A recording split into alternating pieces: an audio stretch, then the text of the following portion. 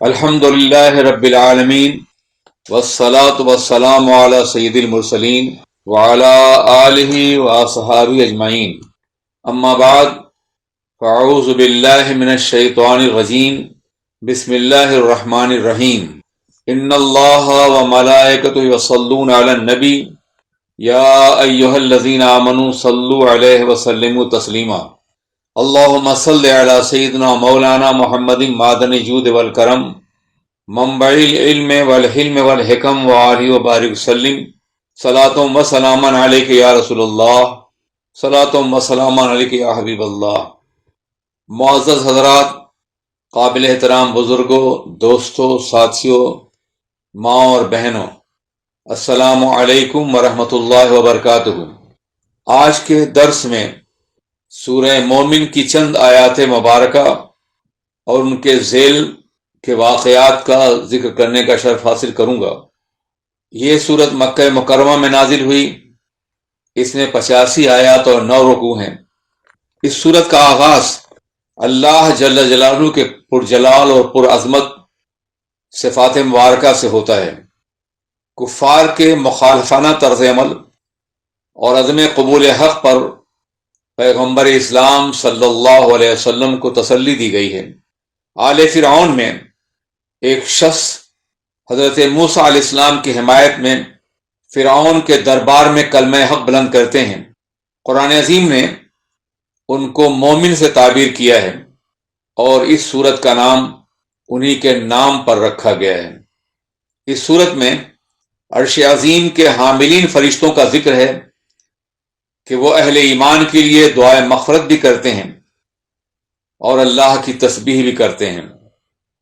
اس سورت کا آغاز ان کلمات مبارکہ سے ہوتا ہے، بسم اللہ الرحمن الرحیم، حامیم، تنزیل الکتاب من اللہ العزیز العلیم، غافر الذنب، قابل التوب، شدید العقاب، ذی الطول، لا الہ الا ہوا، صدق اللہ العلی العظیم۔ حامیم حروف مقطعات میں سے ہے۔ علامہ اسماعیل حقی علیہ الرحمہ نے اس کو اسماء الہیہ میں شمار کیا ہے۔ ان کے نزدیک یہ اسم مبارک معرفت الہی کے خزانوں کی کنجی ہے۔ یہ کتاب نازل کی گئی ہے اس اللہ کی طرف سے جو غالب اور علم والا ہے، گناہوں کی مغفرت فرمانے والا ہے، توبہ قبول فرمانے والا، سخت عذاب دینے والا اور انتہائی فضل و کرم فرمانے والا ہے۔ اس کے علاوہ کوئی معبود نہیں اور اسی کی طرف ہر ایک کو لوٹنا ہے۔ اس آیت کی تفسیر میں بعض علماء نے ایک واقعہ نقل کیا ہے کہ شام کا ایک عبادت گزار مومن پارسائی کے اس مقام پہ پہنچا ہوا تھا کہ امیر المومنین سیدنا عمر بن خطاب رضی اللہ تعالیٰ عنہ نے ان کو اپنا بھائی کہہ کر مخاطب فرمایا۔ پھر کچھ ایسا ہوا کہ بہت دنوں تک ان کے بارے میں آپ کو کوئی خبر نہ ملی کہ وہ کہاں ہیں، کس حال میں ہیں۔ ایک مرتبہ شام کا ایک شخص بارگاہ فاروق اعظم میں حاضر ہوا تو آپ نے ان صاحب کے بارے میں سوال کیا تو اس شخص نے جواب دیا، حضور وہ شخص تو تباہ ہو گیا ہے، وہ شراب پیتا ہے، گانے سنتا ہے، لہو لعب کی محفل میں رہتا ہے۔ امیر المومنین کو بے پناہ غم ہوا، بہت غمزدہ ہوئے اور آپ نے اس کے نام ایک خط تحریر فرمایا جس کا مضمون اسی آیت پہ مشتمل تھا۔ انہوں نے خط تو اسے لکھا ہے مگر دنیا بھر کے دعات داعیان دین کے لیے باضابطہ ایک نصاب عمل اور ایک طرز دعوت بھی متعین فرما دیا۔ انہوں نے خط لکھا، من عمر بن الخطاب الی فلان، سلام علیکم، فإنی احمد اللہ الذی لا الہ الا ہوا، غافر الذنب، قابل التوب، شدید العقاب، ذی الطول، لا الہ الا ہوا، الیہ المصیر۔ یہ خط ہے عمر ابن خطاب کی جانب سے فلاں کی طرف، ان پر سلام ہو، بے شک میں اللہ کی حمد بیان کرتا ہوں کہ اس کے علاوہ کوئی معبود نہیں ہے، وہ گناہوں کو معاف کرنے والا ہے، توبہ قبول کرنے والا ہے اور شدید سزا بھی دینے والا ہے۔ ذی الطول، بے پناہ مہربانیوں، رحمتوں اور عنایتوں کا مالک ہے، اس کے علاوہ کوئی معبود نہیں ہے اور اسی کی طرف سب کو لوٹ کے جانا ہے۔ اس خط کو لکھنے کے بعد آپ نے خود بھی اس کی ہدایت کے لیے دعا کی اور حاضرین سے بھی دعا کی درخواست کی۔ اس خط کے پاتے ہی اس شخص پہ گریہ طاری ہوا، سچی توبہ کی اور اپنی پرانی صالحیت پر واپس آ گیا۔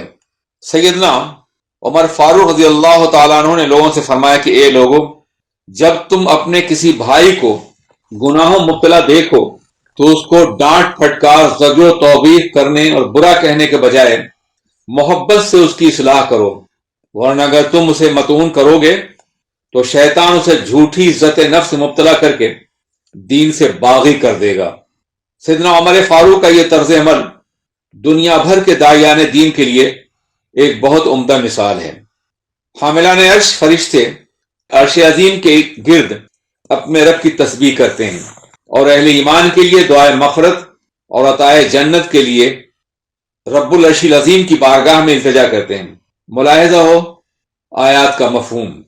اور وہ فرشتے جو عرش کو اٹھائے ہوئے ہیں اس کے گرد اپنے رب کی تسبیح کرتے ہیں اور اپنے رب پر ایمان رکھتے ہیں، وہ مومنوں کے لیے مغفرت طلب کرتے ہیں کہ اے اللہ، تو نے اپنی رحمت اور علم سے ہر چیز کا احاطہ فرما رکھا ہے، تو بخش دے ان لوگوں کو جنہوں نے توبہ کی اور جنہوں نے تیرے راستے کی اتباع کی۔ اے ہمارے رب، انہیں جہنم کے عذاب سے بچا لے اور ان کو جنت الخلد میں داخل فرما جس کا تو نے ان سے وعدہ فرمایا ہے، اور ان کے صالح یا مستحق مغفرت باپ دادا اور بیویوں اور اولاد کو بھی بخش دے، بے شک تو غالب اور حکمت والا ہے۔ اور انہیں گناہوں کی شناخت سے بچا لے اور اس کی سزا سے بچا لے، اور جن کو تو نے اس دن قیامت کے دن گناہوں سے بچا لیا، اس کی سزا سے بچا لیا، تو بے شک تو نے ان پر بہت رحم فرمایا، اور یہی ان کی بڑی کامیابی ہے۔ آیت 7 تا 9۔ فرعون کے چچازاد بھائی، مفسرین نے چچازاد بھائی ہی لکھا ہے۔ فرعون کے دربار میں ان کا اعلان حق۔ نام شمان تھا، جو حضرت موسیٰ علیہ السلام پر ایمان لائے تھے، مگر فرعون کے خوف سے اپنے ایمان کو پوشیدہ رکھا تھا۔ مگر جب فرعون کے دربار میں حضرت موسیٰ علیہ السلام کے قتل کا منصوبہ تیار کیا جانے لگا، وہ برداشت نہ کر سکے اور حمایت حق میں اپنی آواز بلند کرنے پہ مجبور ہو گئے، اور انہوں نے بھرے دربار میں ارشاد فرمایا کہ کیا تم اس شخص کو محض اس لیے قتل کرنا چاہتے ہو کہ وہ کہتا ہے کہ میرا رب اللہ ہے؟ اب ان کی گفتگو ملاحظہ فرمائیں جو اس مرد مومن نے فرعون کے دربار میں اس شخص کے سامنے جو خود کو انا ربکم الاعلی کہتا تھا، میں ہی تمہارا سب سے بڑا رب ہوں، اس کے سامنے رؤسائے دربار کو مخاطب کر کہا ایک مرد مومن نے جو آل فرعون میں سے تھا اور اپنی ایمان کو پوشیدہ رکھتا تھا، کیا تم ایک شخص کو محض اس لیے قتل کرنا چاہتے ہو کہ وہ کہتا ہے کہ میرا رب اللہ ہے، جبکہ وہ تمہارے پاس رب کی نشانیاں لے کر جلوہ گر ہوا ہے؟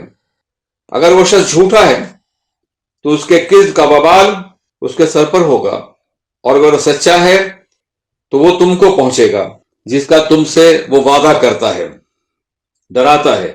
بے شک اللہ تعالیٰ اس شخص کو ہدایت نہیں دیتا جو حد سے گزرنے والا ہے اور بہت جھوٹ بولنے والا ہو۔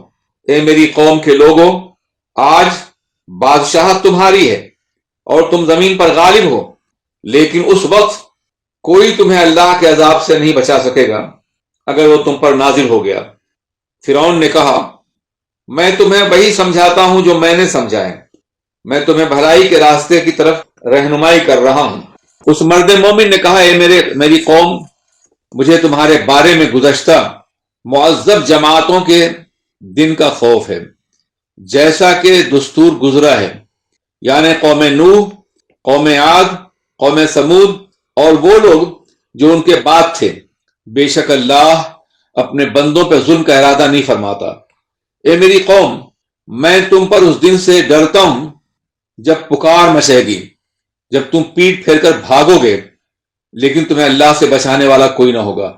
جسے اللہ گمراہ کرے اسے ہدایت دینے والا کوئی نہیں ہے۔ آیت نمبر 28 تا 33۔ چند آیات کے بعد قرآن عظیم نے پھر اس مرد مومن کے خطاب کا ذکر فرمایا ہے دربار فرعون میں۔ اس مرد مومن نے کہا، اے میری قوم، میری اتباع کرو تاکہ میں تمہیں بھلائی کی راہ دکھاؤں اے میری قوم یہ دنیا کی زندگی تو محض برتنے کی ہے، یعنی چند روزہ ہے، اور آخرت ہمیشی گھر ہے، دائمی گھر ہے۔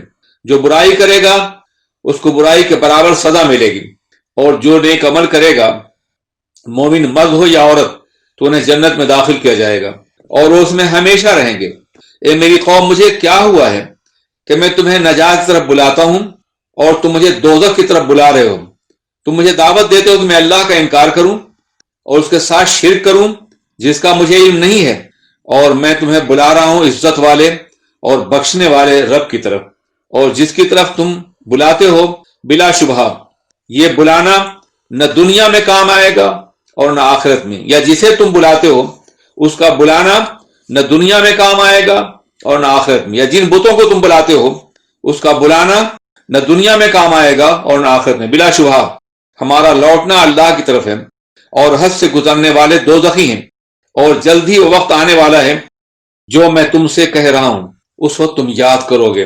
آیت نمبر 38 تا 44، 38 سے 44 تک۔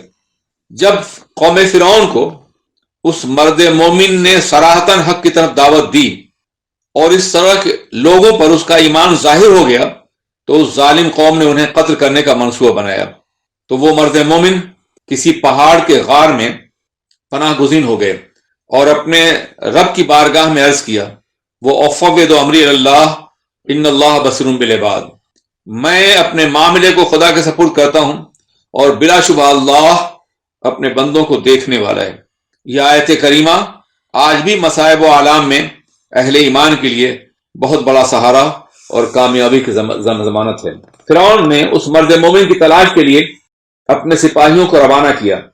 اس کے سپاہیوں نے ان کے غار کا پتہ لگا لیا، مگر جب اس کے قریب پہنچے تو انہوں نے دیکھا کہ وہاں درندے غار کی حفاظت کر رہے ہیں۔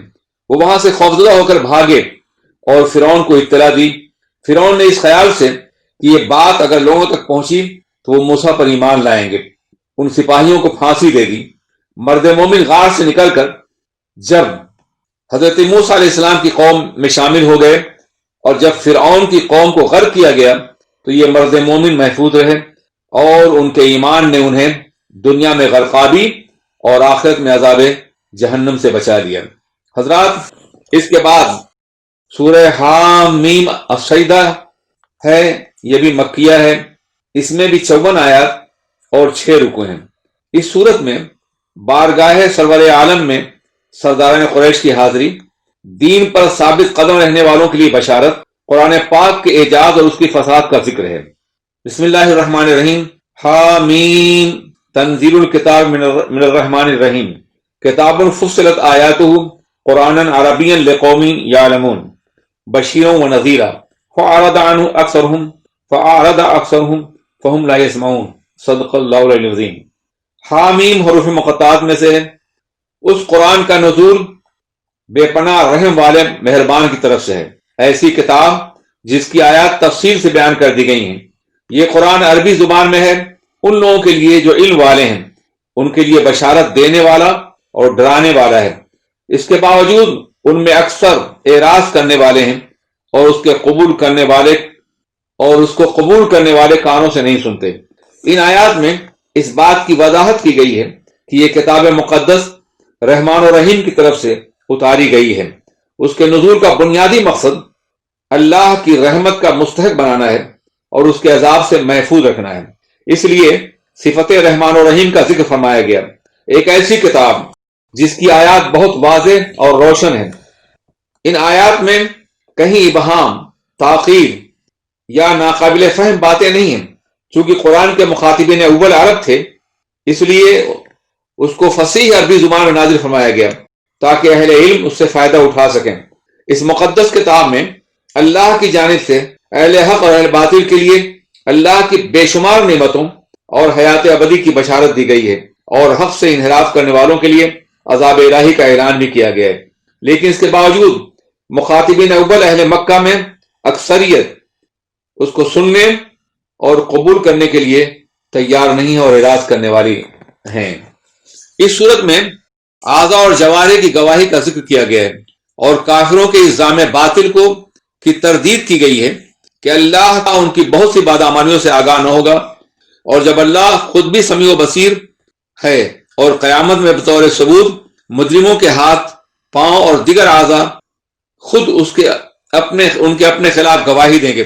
چنانچہ قرآن عظیم ارشاد فرماتا ہے، اور جس روز اللہ کے دشمن جہنم کی طرف ہانکے جائیں گے اور ان سب کو جمع کر دیا جائے گا، یہاں تک کہ جب وہ جہنم کے قریب پہنچیں گے تو ان کے کان، ان کی آنکھیں اور ان کی کھالیں ان کے اعمال کی گواہی دیں گی۔ تو وہ اپنی کھالوں سے کہیں گے، تم نے ہمارے خلاف کس طرح گواہی دی؟ تو وہ جواب دیں گے کہ ہم کو اللہ نے گویائی بخشی، جس نے ہر شخص کو گویائی عطا فرما دی ہے۔ اسی نے تم کو پہلی بار تخلیق فرمایا تھا اور پھر اسی طرف لوٹ کے جانا ہے، تمہارا مقدر تھا۔ آیت نمبر 20 اور 21۔